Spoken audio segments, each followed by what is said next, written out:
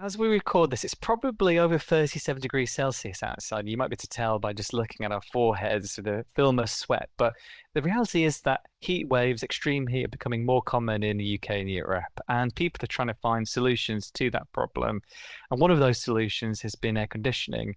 Uh, Thinking back a few years, no one really had air conditioning. But it seems now that if you were to log on to John Lewis or B&Q, they're all sold out. You'd be very lucky to find an aircon unit. So, Dean, can you tell us a bit more about how this sort of use of air conditioning has changed in recent years and why?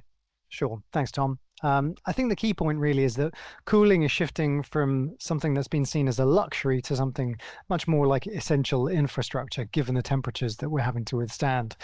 So around 4 million UK homes now have air conditioning, and that's roughly double the level of just 3 years ago. So that's been driven, as you mentioned, by hotter summers, actually more working from home, and also the fact that many UK homes simply weren't designed for sustained high temperatures.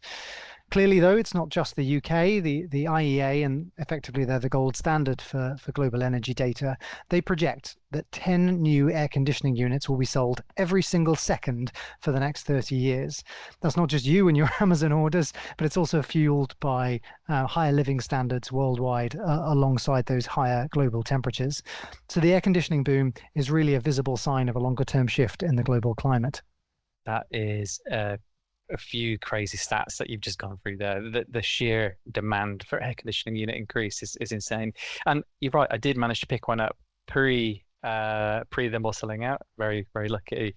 But one thing that keeps me up at night, if it's not the heat, is maybe the cost of running them. So when you're kind of looking at really hot periods and you might have them on for 9 hours a day, the cost can be anywhere from 16 to 42 pounds per week, depending on whether it's built-in aircon unit or a portable unit. So not an astronomical expense, but it's something that's a manageable expense.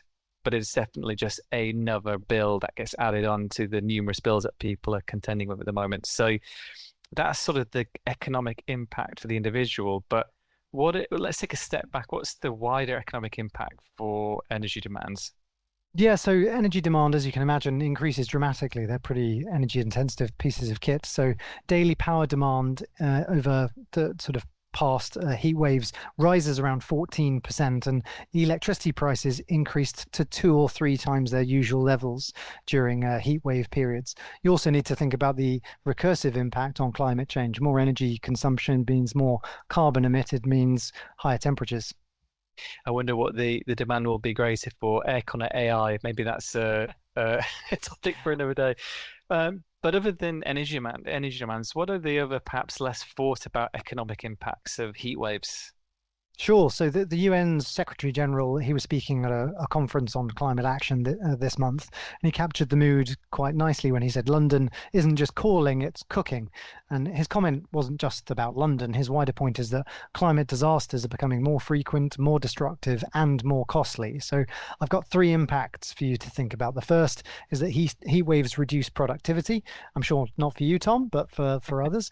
A single day of extreme heat can reduce national economic output by roughly the equivalent of half a day's of strikes. So you just need to think about the impact of closing schools and the need for at least one parent to take annual leave. Second, you've got an inflation impact. So heat waves damage crops, they reduce yields and push up food prices.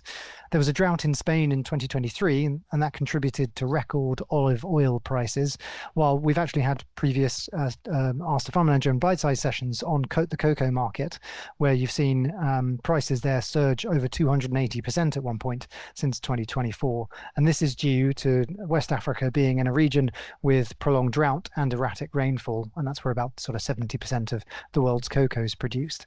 The third thing to think about is the insurance and infrastructure implications. So roads melting, railway tracks buckling, and I think a few people aren't in the office today thanks to that. Power grids can fail and buildings can suffer damage. So in the UK, there was a heat wave in 2022 that led to 23,000 subsidence claims and around £219 million of insurance payouts. Okay, so here's the final question. It's a difficult one. We know that heat waves are becoming a bit more frequent. We know they're probably going to, well, they're expected also to get hotter. So what's the solution, Dean? How do we deal with that? I have the short version is adaptation, but actually that's quite a complex thing to make happen. We need to make our homes, businesses, and infrastructure just more resilient before the heat arrives. We need cooling solutions in homes, hospitals, and care settings, and we need buildings that are thoughtfully designed to reduce the need for mechanical cooling in the first place. So I live in a Victorian home, and that was built during a period where we didn't have heat waves quite like this. So perhaps we need to be taking inspiration from our friends on the continent. Then for infrastructure, we need stronger power grids, roads, railways, and runways that can withstand higher temperatures.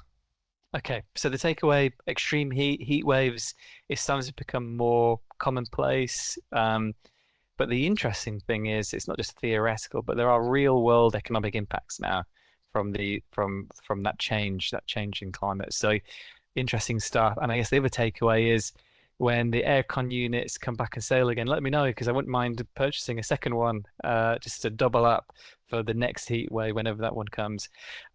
Dean, thanks so much for your time today. And of course, thank you everyone for watching. And we'll be back again next week with another topic. That's Caught Our Eye. Thanks, Tom.